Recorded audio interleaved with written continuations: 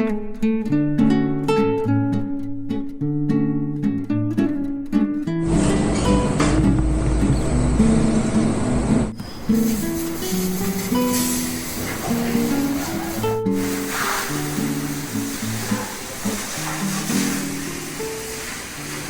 so natapos na naman ang isa nating shift. So mamayang gabi pa yung pasok ko.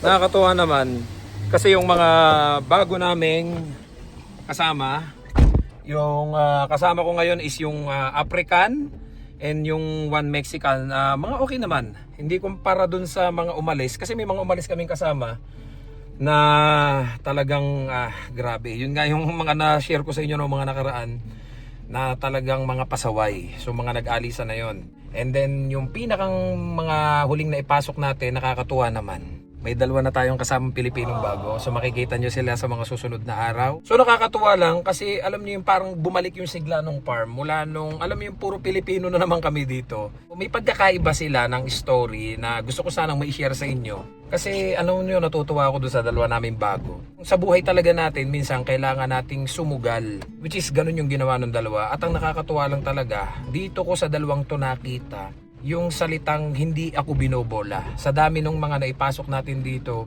puro matatamis na salita, puro sinasabi nila, "Sir, alam ko yung mga nangyayari dyan. Sir, ganito, ganyan. Sir, nasubaybayan ko yung mga sitwasyon dyan. Sir, ganito, ganan, etc. etc." Kasi alam nyo, pag nagsalita kayo sa akin, alam ko kung binobola nyo ko. Alam ko kung totoo yung sinasabi mo, kung or nagsasalita ka lang ng matatamis sa salita para ma-impress ako. Kasi yung iba, alam ko yung mga pambobola nila eh. Nasasabihin nila, "Oh, pinapanood lagi kita, lahat, wala akong pinapalagpas, alam ko lahat nangyayari dyan." Then, pag na dito na, wala silang idea. Pero itong dalawang to, nakakatuwa. Talagang hindi ko na kailangan magsalita. Alam nila lahat yung nangyayari dito. Talaga sinubaybayan nila. Alam niyo yung even yung mga 2 years ago, 1 year ago mga vlog ko, nasubaybayan nila.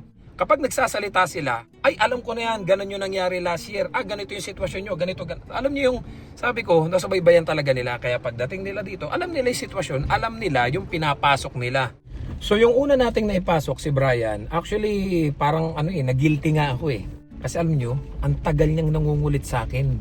Ang tagal niyang nagko-comment sa mga vlog ko, nagme-message, madalas nai-snub ko siya. May alam niyo naman sa dami nang nagme-message sa atin. At ngayon, alam nila, pinakikita ko sa kanila, tingnan niyo yung messenger ko. Flooded talaga. So sabi ko nga sa kanila, pasensya na kayo kung mga panahong hindi kayo nare-reply. So alam niyo naman yung mga nauna nating ipinasok na mga hindi tumagal. So hindi sila tumitigil ng pangungulit. Pagko-comment, pagme-message, pag nagla-live ako. Kaya madalas kong nare-recognize, ay ito, lagi itong nagko-comment, lagi itong nagme-message. Talagang masipag to, talagang makulit ito. Talagang gusto niya makapasok dito sa farm. So yun yung nare-recall ko kapag halimbawa kailangan namin ng tao. So ito si Brian, share ko lang sa inyo, hindi na rin siya i-renew ng employer niya. So alam nyo naman dito, kahit gaano kabait ang mga employer natin, but the question is, may liligtas ba nila kayo sa immigration? What if hindi na kayo i-renew? So kinakailangan ninyong maghanap ng employer na magi-sponsor sa inyo ng LMIA. So marami yung mga nakaraang message ko dati na pinapupunta ko dito, yun yung iniisip nila, nahihiya sila sa employer, inoperan ko na sila, pinapunta ko na dito sa farm, natatakot sila, yung iba nagwo-worry, nahihiya na sa employer. So wala akong magagawa doon. So iniisip nila na mag-stay na lang doon sa employer nila. So which is wala akong nakikitang mali doon. Kaya lang ito na yung problema. Lately, nitong mga nakaraang linggo, nagme-message sa akin, "Sir, pwede bang tanggapin ko na yung offer mo? Kasi ilang buwan na lang ako, yung employer ko hindi na pala talaga ako i-renew." So sabi ko, pasensya na po. Kasi dati, nung mga panahon, pinapupunta ko kayo dito sa farm, hindi kayo pumunta. So may mga nakausap na ako. Ayoko namang maging bastos doon sa mga nakausap ko. Ilan na yung nag-message sa akin na nagsisisi, saan daw pala tinanggap nila yung ino-offer ko na mag-o-offer ng LMIA yung employer namin. So binaliwala nila kasi nga nahiya sila doon sa employer. Alam nyo, minsan kailangan nating sumugal. Minsan yung loyalty natin doon sa employer, kung hindi naman tayo maire-renew, mapapauwi tayo yung mawawala ng trabaho. So kinakailangan nating maghanap ng employer na makakapag-sponsor sa atin ng LMIA para mag-continue yung status natin dito sa Canada. Which is ganon yung ginawa ni Brian. So dahil alam niya na hindi na siya i-renew, wala siyang choice kundi i-accept yung offer dito at iwanan niya yung employer niya. Medyo hindi maganda, may samaan ng loob, pagkakahiwalay nila. Pero sabi ko nga sa kanya, wala ka namang magagawa eh. You have to choose.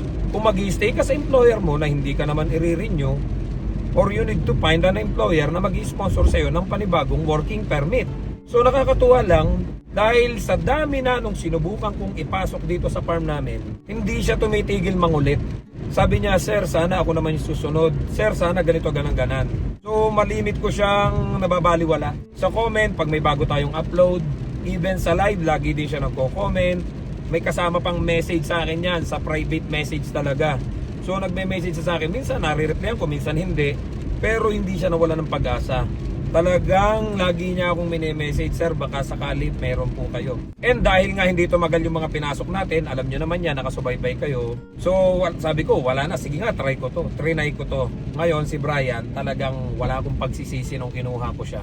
Pinapunta ko siya dito, pinakausap ko kay boss. Ayun, ngayon nagwo-work na siya, magwa 1 month na siya. So nakakatuwa lang kasi alam nyo kung bakit.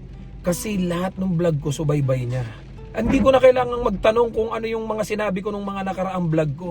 Talagang kabisado niya, even yung 2 years ago, even yung kauna-unang vlog ko, kabisado niya. Subaybay niya lahat yung nangyari. Kaya nung bago niya pinasok itong farm namin, alam niya yung mga nangyayari, alam niya yung sitwasyon. So hindi na siya nahirapang mag-adjust. Alam niya yung pinasok niya, alam niya yung sistema, alam niya yung hirap. Talagang dumaan din siya, sabi niya, nakakapanibago nga pala, masakit sa balikat. Sa dami nung mga pinasok ko, ito palang isang to na matagal ko nang nakikita nagko-comment na madalas kong nababaliwala yung pangtatagal. So nakakatuwa dahil nakita ko sa kanya yung pagiging matyaga at wala akong nakita ni katiting na bakas na hindi magtatagal. Talagang sabi ko, ito na. Sabi ko nga sa inyo maraming beses tayo na-disappoint, pero at least ito, nahanap natin yung talagang karapat-dapat doon sa working permit ng farm namin. And itong pangalawa naman, nakakatuwa din. Madalas ko din ito nababaliwala. Galing siya ding Alberta. So, naka-open work permit naman siya. Dahil nga doon sa wildfire sa Jasper. Ang nakakatuwa din dito, hindi mo na kailangan ikwento yung sitwasyon. Pagdating niya dito, parang ang tagal na niyang nagtatrabaho dito sa farm namin. Kasi alam niya yung sistema, alam niya yung sitwasyon, alam din niya yung pinasok niya. So yun yung sinasabi ko sa inyo guys. Sabi ko nga po, bago nyo pasukin tong farm namin, alamin nyo muna yung sitwasyon. Panoorin nyo yung mga previous vlogs natin. Hindi ko pinapapanood sa inyo yung mga previous vlogs natin para sa views, kundi para may idea kayo sa sitwasyon na pinapasok ninyo. Kasi yung iba, nakapanood lang ng isang vlog, sasabihin lang, sir, available pa ba itong LMIA? Napanood ko itong isang video ninyo. Sabi ko nga po, panoorin nyo muna yung mga nakaraang vlog natin para may idea kayo kung bakit yung mga pinapasok namin ay hindi tumatagal. Can you imagine, si Henry, nakailang message sa akin, madalas nadededma ko rin. Kasi nga ang dami nga nagme-message sa akin, madami nagko-comment. Minsan nare-reply ko, minsan hindi. Ay dumating yung time na pupunta daw siya dito sa farm namin. Sunday, Monday, that is my day off. So sabi ko, sir, day off ko po yan. So may pinuntahan ata siya dito sa parting Langley. So nung time na pupunta siya, bumaha dito sa Abbotsford. Alam niyo yan, so mga nakasubaybay na binaha tong farm namin. So nakita niya, sabi niya, sir, baha pala, hindi ako makakapunta. So nung time na yun, dahil baha, hindi ako makapasok. Alam niyo naman na dito na tayo tumitira sa labas ng farm, hindi na tayo doon sa loob ng farm. So yung mga kasama ko na doon nakatira sa loob ng farm, sila lang yung nagtatrabaho. Hindi ako makapasok kasi nga baha doon sa farm, wala akong dadaanan. So nag-message siya sa akin nung time na yon, sir, pupunta ako nung mga panahong humupa na. So ang nadatnan niya nung mga panahong yon ay si Alan. Pero ito yung hindi ko nabanggit kasi nga hindi na ako nakagawa ng mga vlog nung mga panahong yon, nung mga time na bumaha sa farm namin. Yung mga ibang lahi, nag-aalisa na. Kasi nga, dahil doon sa sistema, alam nyo na yan, nabanggit ko na yan. Dahil doon sa sistema, so he came at the right place at the right time. Bakit? Kasi nung pinasyalan niya ako, kasi sabi niya, Sir Perds, may idadaan na akong gift sa'yo. Kukumustahin sana kita, sabi niya gano'n. Kasi, kabisado din niya yung mga vlog natin, nakakatuwa. Alam niyo yung bawat salita niya, talagang naniniwala ako na kabisado niya yung mga vlog natin. Yung mga previous vlog natin, sabi ko na sa sarili ko, ito yung talagang nanonood ng vlog ko. kabisado niya yung mga detalye, yung mga nangyari, yung sistema, yung sitwasyon, alam niya. So pagpunta niya nung mga panahong yon, dahil nga di ako nakapasok, sabi sa akin ni Alan, "Bay," tumawag sa akin si Alan, "Bay, may pumunta ditong followers mo." Saktong-sakto si Alex, yung Guatemala namin, bago ako hindi nakapasok, nagkasama pa kami. At ang sabi sa akin ni Alex, nabibisit na siya dun sa sistema namin. So nagulat ako kasi aalis na pala siya. Nung time na umalis siya, nung mga panahong hindi ako nakapasok, dumating ito si Henry. So nung pagdating nito ni Henry, ayun na, saktong-sakto hindi pumasok si Alex, umalis na. So pagdalaw ni Henry dun sa amin farm, wala nga ako. Saktong-sakto, kulang kami ng tao dahil umalis si Alex, yung Guatemala, ayun. Saktong-sakto nakausap niya si boss. So nakuha niya yung trabaho, yung position na yan. So dalawa na sila ngayon na nadiyan. Kaya nakakatuwa naman kasi puro Pilipino na uli kami. Ito guys yung madalas na paalala ko sa inyo. Kasi madami nga nagko-comment, nagme-message, "Sir, baka pwede mo ko ipasok dyan. Sir, kakayanin ko yan. Sir, ganito, ganyan, ganyan." Sabi ko nga, panoorin niyo muna yung mga previous vlogs natin. So sa ngayon, do sa mga nagko-comment, nagme-message na sinasabi kung pwede pa, kung may hiring pa, sa ngayon wala na po.